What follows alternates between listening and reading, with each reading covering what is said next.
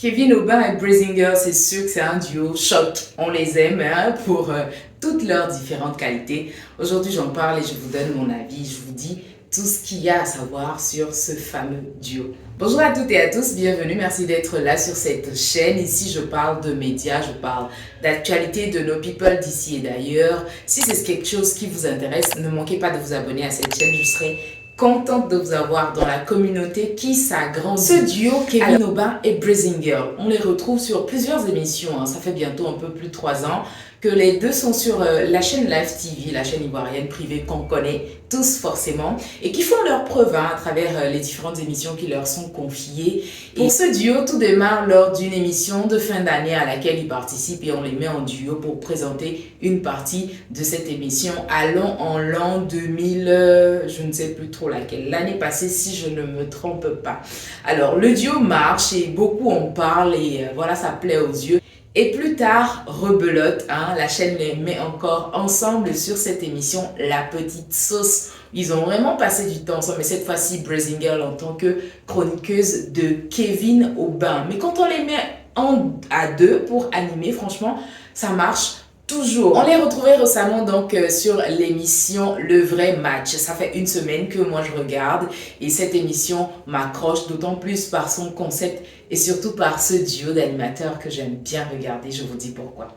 Allez, avant de donner les points forts et les points faibles de ce duo, je vous parle d'abord du concept de cette émission, Le Vrai Match. C'est speed dating à la télé où il y a 3 prétendantes et il y a un célibataire qui, après avoir écouté les différents célibataires qui sont à visage couvert, finit par faire son choix tout simplement. Live TV, vous savez, c'est la télé de l'imagination. Il n'y a pas de canne diffusée sur Live TV, il n'y a rien, mais comment est-ce qu'on fait quand même pour avoir une audience pendant cette période de Cannes où il y a plein de monde qui sont à Abidjan en Côte d'Ivoire et qu'il faut forcément retenir de part au-delà du football. Bim, Le Vrai Match. Déjà le nom qui vous dit oh faut que j'aille voir, peut-être c'est un match de football. Et une fois que vous arrivez, non, il n'y a que la pelouse qui vous rappellera un terrain de football. Du coup, le concept, il est bien après 22 heures, accrocheur et qu'est-ce qu'on n'aime pas savoir dans les histoires de cœur, etc. Goumen ne laisse personne, donc on est beaucoup intéressé dans ce genre, dans ce genre d'émission. Bon, moi plus maintenant. Toujours sur l'émission, avant d'arriver à Brazinger et Kevin Aubin, le plateau, pour la première émission, vous avez vu dans les commentaires, il y en a qui disaient que le plateau était très simple, qu'il fallait rajouter quelques... Mais non, c'est normal, c'est une émission pensée vite fait, et puis je pense qu'il reste dans un décor simpliste, la pelouse verte.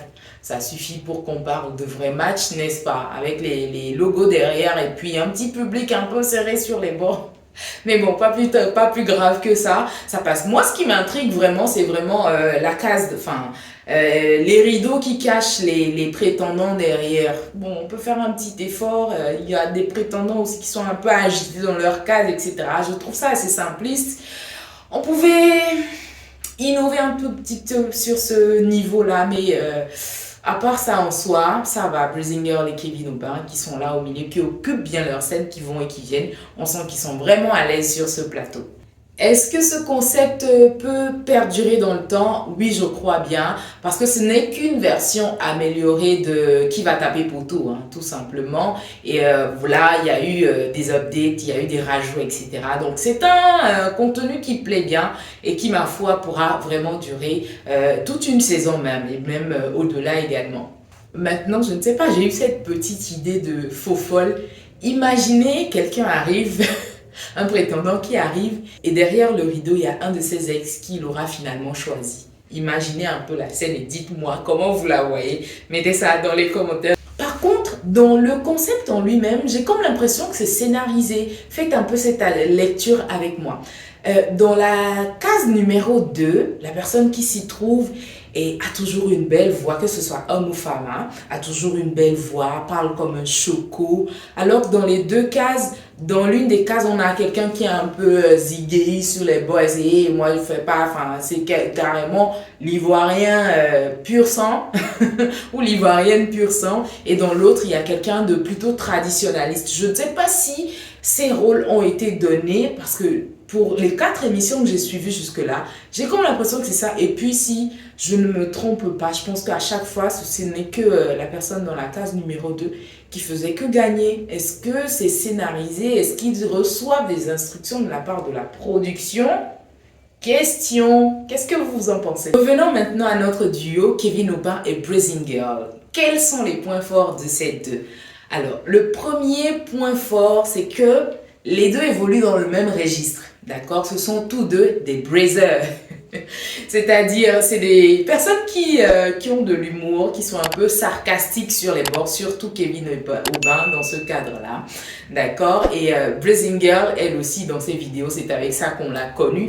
D'où son nom, Blazing Girl. Elle dit sa spécialité, c'est braiser. Et Kevin Aubin aussi, qui ne manque pas de faire au show assez showy tout le temps. Hein? Bisous Kevin. Donc voilà, ça marche vraiment parce que les deux, ils sont dans le même registre, ils ont le même délire et en plus de ça, ce sont tous deux des amis. Je pense, hormis la vie professionnelle, c'est des personnes qui se connaissent, qui partagent pas forcément le même quotidien, mais qui sont très amis et qui ont les mêmes délires, qui font leur béret ensemble, qui critiquent les mêmes personnes, qui passent... Vraiment, il y a cette alchimie d'amitié entre les deux et...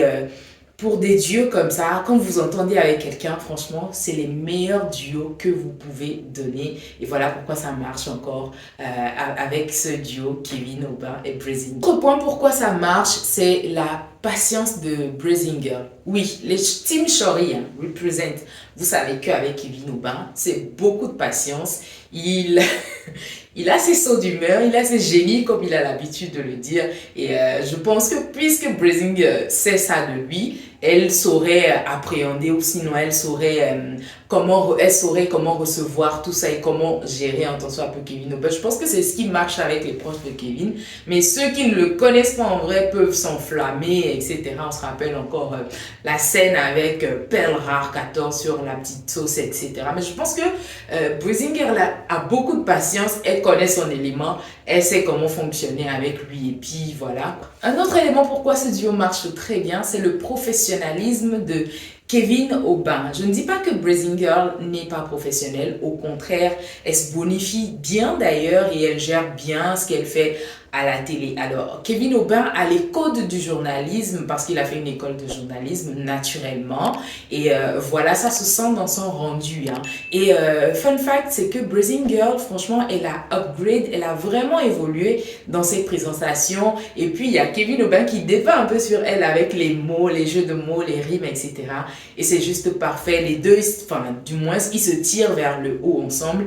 Et c'est pourquoi ce duo à la télé marche super bien. Qu'est-ce que vous en pensez? Merci de mentionner dans les commentaires. Et un autre point fort de ce duo, c'est qu'ils arrivent vraiment à donner la télé à l'ivoirienne aux téléspectateurs. Et c'est ça aussi l'authenticité de Live TV, qui fait vraiment de la télé à l'ivoirienne. Un étranger regarderait un peu des émissions sur les chaînes ivoiriennes qui serait choqué par peut-être le franc-parler, par une réplique un peu trop forte pour quelqu'un qui se dirait mais on peut pas dire ça à la télé, mais c'est comme ça que les Ivoiriens sont entre eux, c'est comme ça qu'ils sont au quotidien et ramener ça à la télé ne fera que faire en sorte qu'ils se retrouvent vraiment à l'écran et qu'ils puissent fidéliser au programme et là l'audience monte. Que veut la télé? Beaucoup d'audience.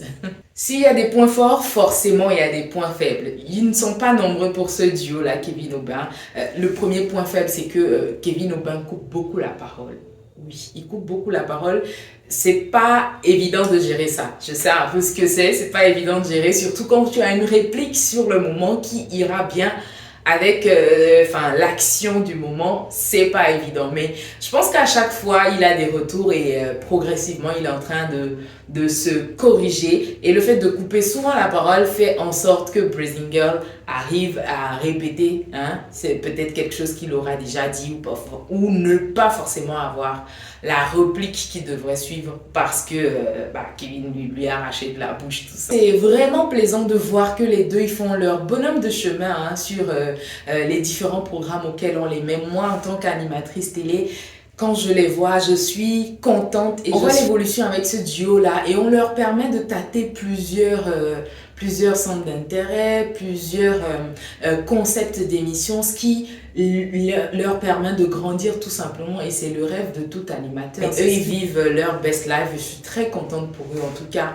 force à ce duo et vivement de les retrouver sur d'autres productions également. Surtout qu'ils grandissent et qu'ensemble on puisse faire un peu le récap de toute cette carrière-là. C'est ce que je leur souhaite, plein de bonheur. Et merci à vous tous qui les soutenez de différentes façons. Voilà donc tout ce que je pense de ce duo-là. Qu'en est-il pour vous? Merci de mentionner dans les commentaires. Je le lirai avec beaucoup de plaisir. On se retrouve très vite pour une autre vidéo. Ne manquez pas d'aller voir ce que j'ai déjà fait sur ma chaîne. Ce sera avec plaisir. Et surtout, si ça vous a plu, merci de vous abonner. Faites partie de la famille. Allez, ciao, bye!